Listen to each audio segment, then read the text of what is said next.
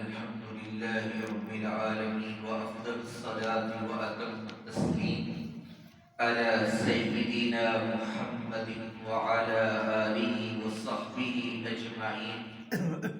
قال الله تبارك وتعالى في القرآن الكريم: ألا إن أولياء الله لا خوف عليهم ولا هم يحزنون الذين آمنوا وكانوا يتقون. صدق الله العظيم وصدق رسوله النبي الكريم الأمين. وبعد، حقیقت میں وہ لطف زندگی پایا نہیں کرتے، حقیقت میں وہ لطف زندگی پایا نہیں کرتے جو یاد مصطفیٰ سے دلوں کو بہلایا نہیں کرتے. نگاہ ولی میں وہ تاثیر دیکھی، نگاہ ولی میں وہ تاثیر دیکھی، بدلتی ہزاروں کی تقدیر دیکھی. سرکار غوث اعظم نظر کرم خدارا، سرکار غوث اعظم نظر کرم خدارا، میرا خالی کا سا بھر دو میں فقیر ہوں تمہارا. جھولی کو میری بھر دو ورنہ کہے گی دنیا، جھولی کو میری بھر دو ورنہ کہے گی دنیا، ایسے سخی کا مردہ پھرتا ہے مارا مارا. غوث اعظم بے سر و سامان مدد دے، غوث اعظم بے سر و سامان مدد دے، قبلہ دین مدد دے، کعبہ ایمان مدد دے. میرے واجب الاحترام بزرگوں، دوستوں اور بھائیوں، میں نے آپ کے سامنے قرآن مجید فرقان حمید سے ایک آیت مبارکہ تلاوت کی. اللہ پاک سے دعا ہے کہ ہمیں صحیح ترجمہ تفسیر سمجھنے کی توفیق عطا فرمائے. آمین. اللہ پاک نے قرآن مجید فرقان حمید کے اندر ارشاد فرمایا: الا ان اولیاء اللہ. الا قرآن پاک کے اندر جہاں کہیں بھی آیا ہے تو اس سے مراد تنبیہ ہوتی ہے کہ خبردار کیا جاتا ہے، لوگوں کو متوجہ کیا جاتا ہے. الا خبردار، ان اولیاء اللہ، کہ بے شک جو اللہ کے اولیاء ہیں، صالحین ہیں، لا خوف علیہم، نہ ان پر کوئی خوف ہے، ولا هم يحزنون، اور نہ ہی وہ کبھی غمگین ہوں گے. اور وہ کون لوگ ہیں؟ الذین آمنوا، جو لوگ ایمان لے آئے، وَكَانُوا يَتَّقُونَ، اور وہ تھے متقی اور پرہیزگار. متقی اور پرہیزگار کس کو کہتے ہیں؟ کہ جو اللہ کی بارگاہ میں کھڑے ہونے سے ڈرے. جیسا کہ ایک پنجابی کے ایک شاعر نے کہا: عدل کرے تے تھر تھر کمبے اچیاں شانہ والے، عدل کرے تے تھر تھر کمبے اچیاں شانہ والے، فضل کرے تے بخشے جان میں جے منہ کالے. عزیز دوستوں، اللہ پاک نے قرآن پاک کے اندر اولیاء کا تذکرہ فرمایا. جس طریقے سے اس نے اپنے انبیاء کرام علیہ السلام دنیا کے اندر بھیجے اور ان کو اللہ تعالیٰ نے اس قوم کے حوالے سے مختلف معجزات عطا فرمائے، مختلف معجزات عطا فرمائے. معجزہ کسے کہتے ہیں؟ معجزہ ہی امر خارق للعادہ، کہ ایسا کام جو عادت کے خلاف ہو، جو عادت کے خلاف ہو اور وہ کسی نبی سے صادر ہو، اسے معجزہ کہا جاتا ہے. اور اگر وہ نبی کی نبوت کا اعلان فرمانے سے پہلے صادر ہو تو اسی معجزے کو ارہاس کہتے ہیں. کیا کہتے ہیں؟ ارہاس کہتے ہیں. اور یہی کام اگر اللہ کے نیک صالح بندے سے صادر ہو اور وہ عادت کے خلاف ہو، جس کو عقل تسلیم نہ کرے، اور وہ ایسا کام ہو تو اس کو کرامت کہتے ہیں، اس کو کرامت کہتے ہیں. ضروری نہیں کہ کرامت جو ہے کہ وہ ایسا کام ہو کہ ہمیں کوئی ایسا بندہ نظر آئے کہ جو ہوا میں اڑ رہا ہو یا پانی میں چل رہا ہے تو وہی کرامت ہو سکتی ہے. نہیں نہیں، بلکہ اللہ کے علماء صالحین نے جو اس کی تعریف فرمائی کہ کرامت کسے کہتے ہیں، تو انہوں نے فرمایا الاستقامہ ہی الکرامہ. الاستقامہ ہی الکرامہ، کہ استقامت ہی کرامت ہے. جیسا کہ ایک شخص حضرت داتا گنج بخش علی حجویری کی بارگاہ میں آیا کہ داتا گنج بخش آپ دس دے رہے تھے. جب دس دے رہے تھے تو وہ شخص جو ہے اس کے دل میں تھا کہ میں اگر کوئی کرامت دیکھوں گا تو میں حضرت کا مرید ہو جاؤں، میں حضرت کا مرید ہو جاؤں. تو وہ شخص نے کافی دیر تک رہا لیکن کوئی کرامت نہ دیکھی تو وہ جانے لگا. تو داتا گنج بخش علی حجویری نے انہیں آواز دی، کہا کہ ادھر آؤ، کدھر جا رہے ہو؟ کہا کہ حضور میں تو آیا تھا کہ کوئی آپ سے کرامت دیکھوں گا، تو سوچا تھا کہ آپ کا مرید بن جاؤں گا، لیکن میں نے آپ سے کوئی کرامت نہیں دیکھی. آپ نے فرمایا کہ تو نے مجھ سے کوئی غیر شرعی کام دیکھا ہے؟ کیا تو نے مجھ سے کوئی غیر شرعی کام دیکھا ہے؟ تو اس نے کہا کہ نہیں. تو آپ نے فرمایا یہی تو کرامت ہے، استقامت ہی الکرامہ، کہ استقامت ہی کرامت ہے. تو آج جیسا کہ ہم جانتے ہیں کہ ربیع الثانی کا مہینہ ہے اور حضور سمدانی سیدنا شیخ عبد القادر جیلانی حضور غوث اعظم رضی اللہ تعالیٰ عنہ کی ولادت باسعادت اور وفات کی اسی مہینے میں ہوئی. تو یہ مہینہ 11ویں والا مہینہ کہلاتا ہے. سبحان اللہ. لوگ ہم سے پوچھتے ہیں کہ 11ویں کی دلیل آپ کے پاس کہاں سے ہے کہ 11ویں ہم لوگ مناتے ہیں کہ یہ کہاں سے ہے؟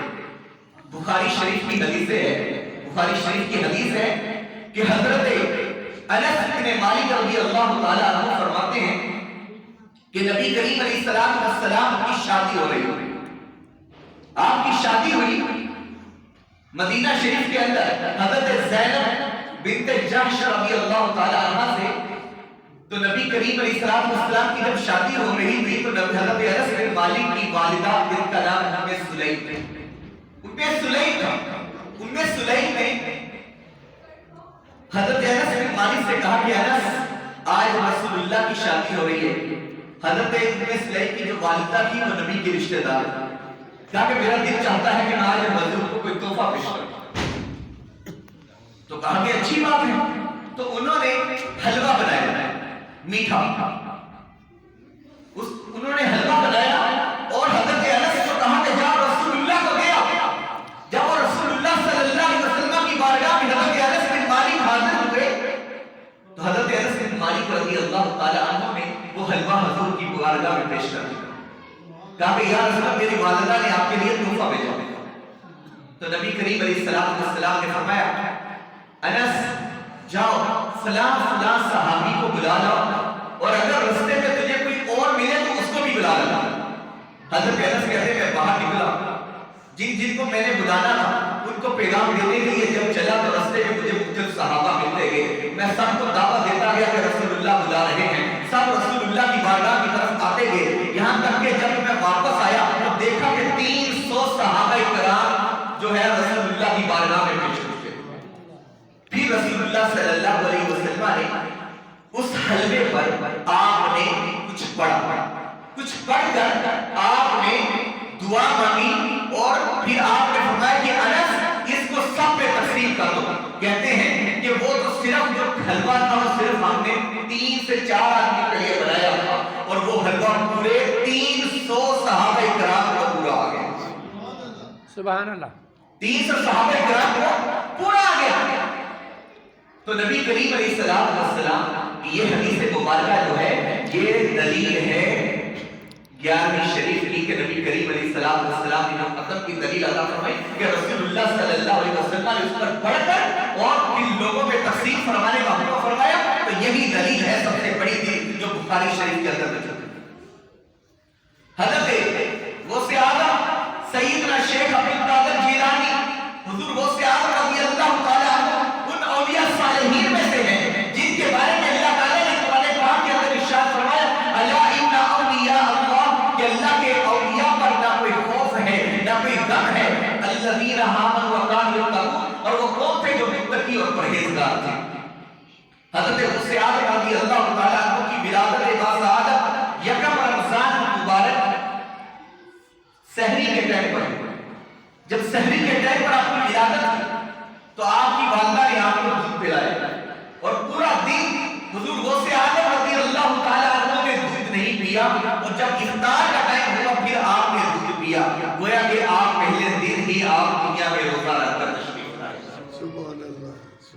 آپ نے روزہ رکھا ہوا، اور پھر جب آپ تھوڑے سے بڑے ہوئے آپ کی والدہ نے آپ کو مدرسے میں بھیجا، جب مدرسے میں گئے تو استاد نے کہا کہ بیٹا عبد القادر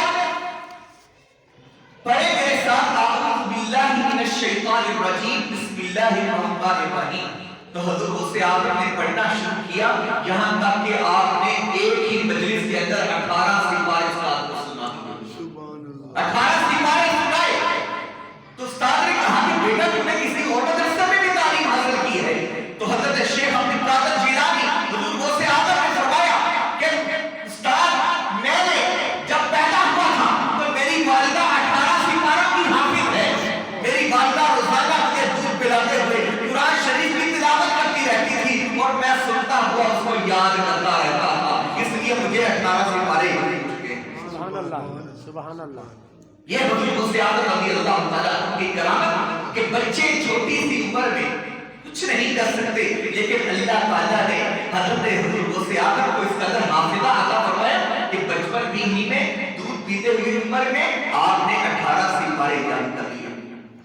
حضور غوث اعظم رضی اللہ تعالیٰ عنہ کے پاس ایک عورت آئی، اس نے کہا کہ حضور آپ بڑے نیک اور پرہیزگار ہیں، آپ میرے بچے کی تربیت فرما دیں، میرے بچے کی بھی تربیت فرمائیں تاکہ یہ بھی بڑا نیک آدمی بن جائے۔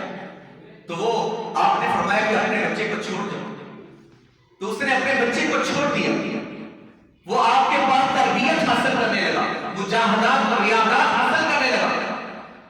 جب کچھ عرصہ گزرا اس عورت کا آنا دوبارہ ہوا، جب وہ عورت آئی تو اس نے آ کر دیکھا کہ اس کا بچہ جو ہے وہ جو کی روٹی کھا رہا ہے، اور جب وہ حضور غوث اعظم شیخ عبد القادر جیلانی کے حجرہ شریف میں داخل ہوئی تو دیکھا کہ حضور غوث اعظم کے آگے جو ہے مرغ کی ہڈیاں پڑی ہوئی تھی۔ تو اس نے کہا کہ یہ کیسا مجاہدہ ہے کہ خود تو گوشت کھا رہے ہیں، خود تو مرغ کھا رہے ہیں، اور میرے بیٹے کو جو بھی روٹی کھلا رہے ہیں۔ آپ نے اس مرغ کی ہڈیوں پر ہاتھ رکھ کر فرمایا قم بإذن اللہ، اللہ کے حکم سے کھڑے ہو جاؤ، تو وہ مرغا جو ہے دوبارہ زندہ ہو کر کھڑا ہو گیا۔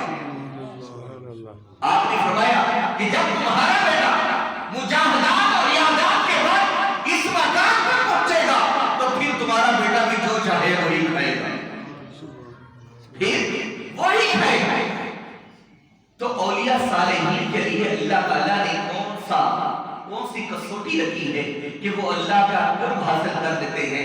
حدیث پاک کے اندر آتا ہے، قرآن نبی کریم علیہ السلام نے فرمایا، یہ حدیث قدسی ہے، بخاری شریف کے اندر موجود ہے۔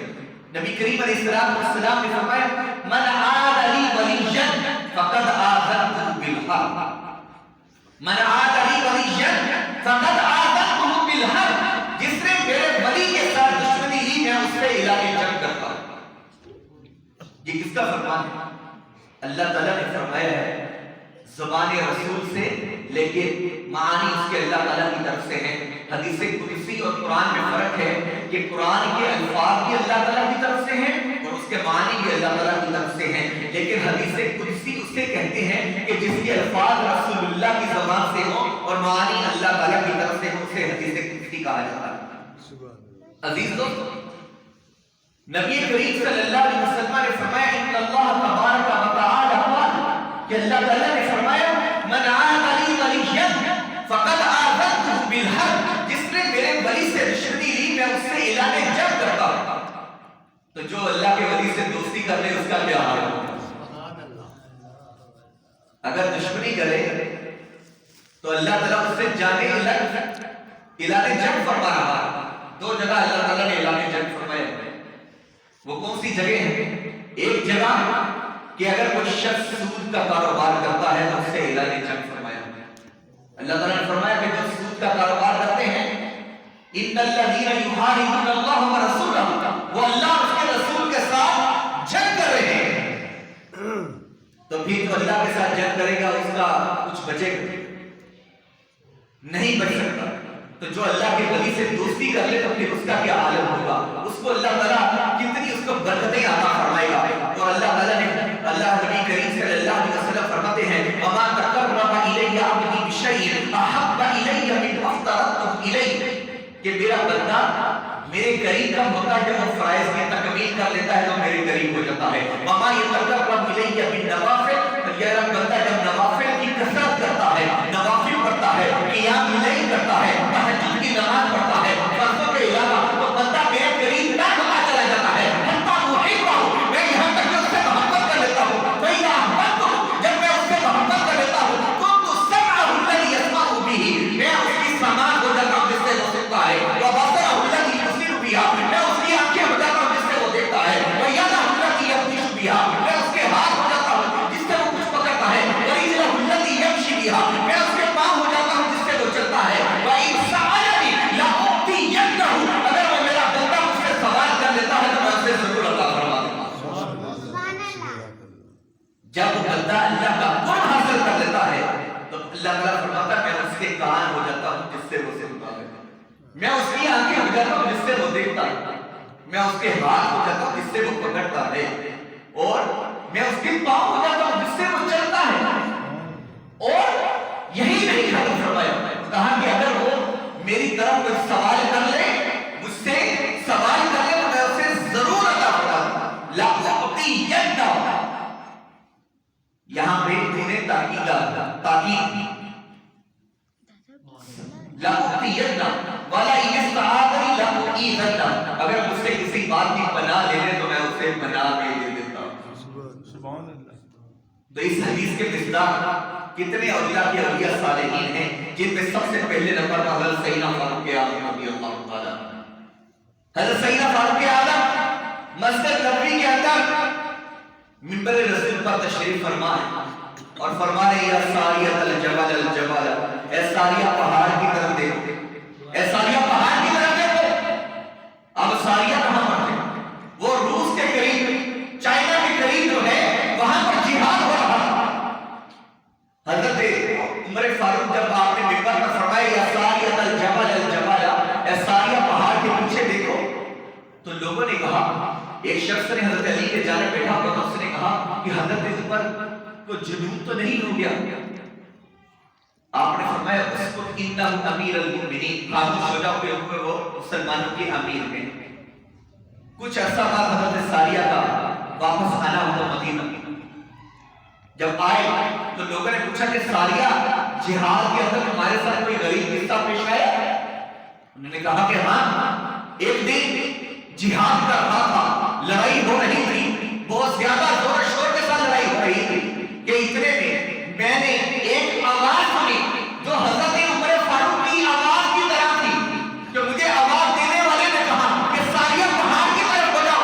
ہم نے پہاڑ کی طرف جب ہوئے تو دشمن پیچھے سے حملہ ہونے والا تھا، ہم نے ان پر پہلے حملہ کر کے وہ قتل کر دیا. قربان جائے حضرت عمر فاروق پر. مدینہ شریف کے اندر منبر رسول پر تشریف فرما ہے اور نظر روس کے اندر حضرت ساریہ پر ہے. اور دوسرا واقعہ جب مصر کے اندر دریائے نیل رک گیا، حضرت عمر بن عاص نے خط لکھا کہ امیر المؤمنین، یہاں کے لوگ کیا کرتے ہیں، کوئی لڑکی خوبصورت دریا کے اندر بہا دیتے ہیں تو دریا دوبارہ چل جاتا ہے. آپ نے فرمایا ایسا نہیں ہوگا. حضرت عمر فاروق کو جب خط لکھا، حضرت عمر کے نام پہ خط آیا، آپ نے دیکھا اور آپ نے پھر درائے نیل کے نام خط لکھا.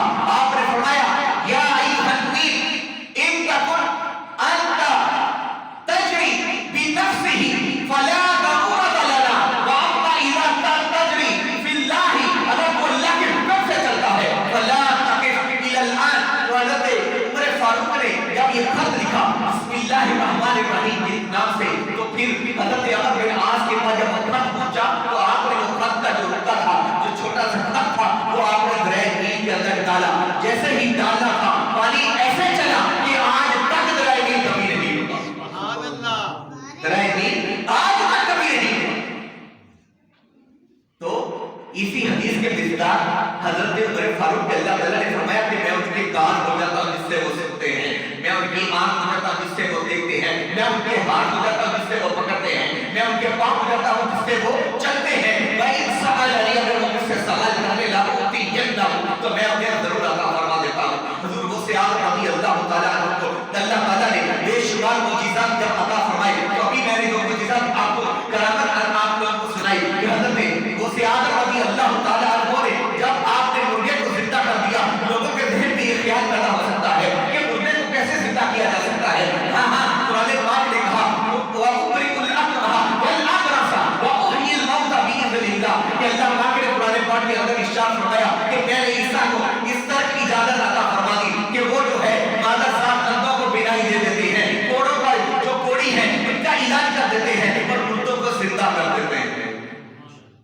کہ زندہ تو اللہ تعالیٰ کرتا ہے، لیکن اللہ تعالیٰ جسے اپنی عطا سے عطا فرما دیتا ہے وہ بھی زندہ کر دیتا ہے۔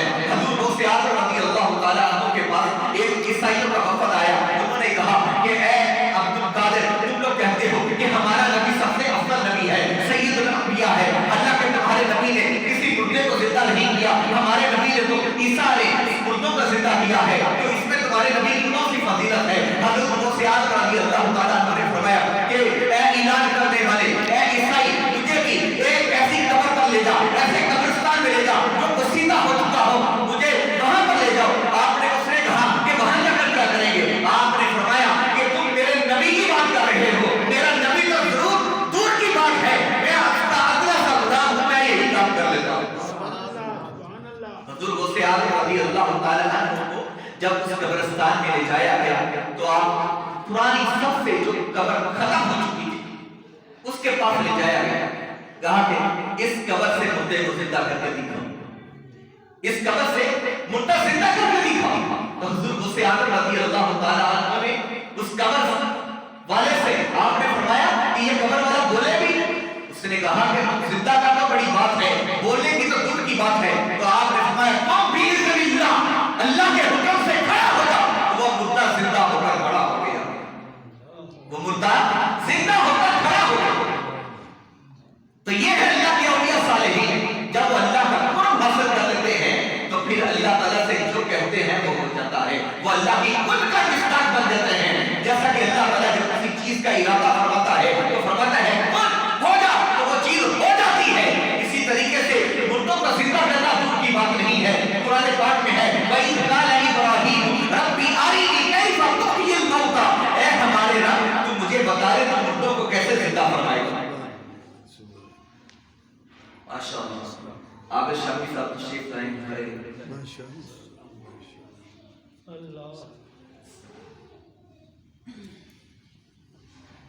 تو حضرت ابراہیم علیہ السلام نے اللہ تعالیٰ سے کہا وَإِذْ قَالَ إِبْرَاهِيمُ، جب ابراہیم نے کہا ربی أرنی، مجھے دکھا دے کیف تحیی الموتیٰ، تو مردوں کو کیسے زندہ فرمائے گا۔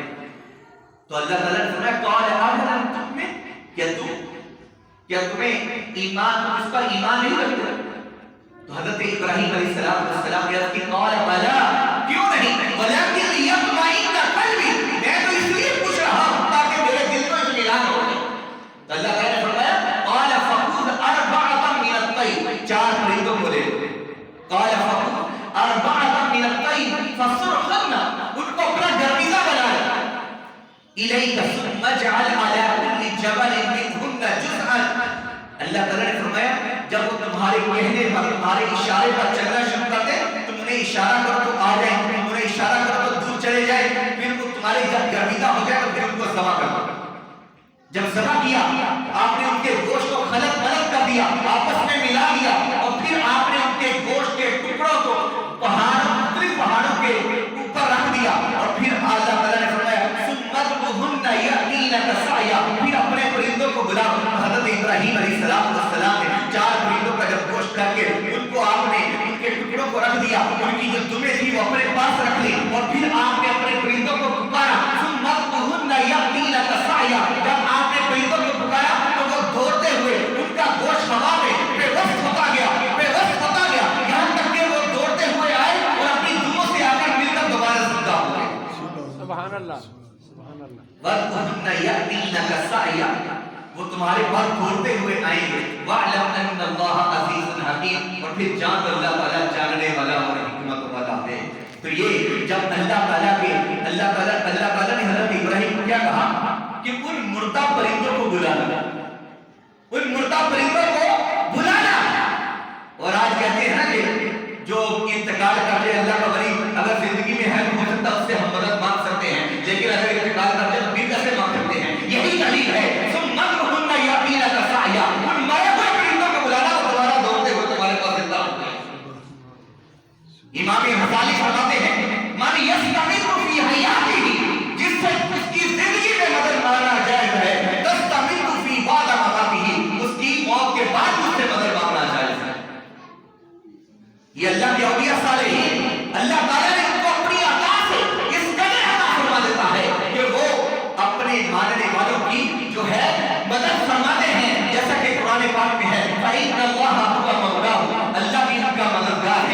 جبریل بھی ان کا مددگار ہے، وصالح المؤمنین، اور اللہ کے نیک بندے بھی ان کے مددگار ہیں۔ اللہ تعالیٰ سے دعا ہے کہ ہمیں اولیاء صالحین کے فضائل کو سمجھنے کی توفیق عطا فرمائے، اور ہم سب کو حضرت غوث اعظم رضی اللہ تعالیٰ عنہ کے نقش قدم پر چلنے کی توفیق عطا فرمائے۔ وما علینا الا البلاغ۔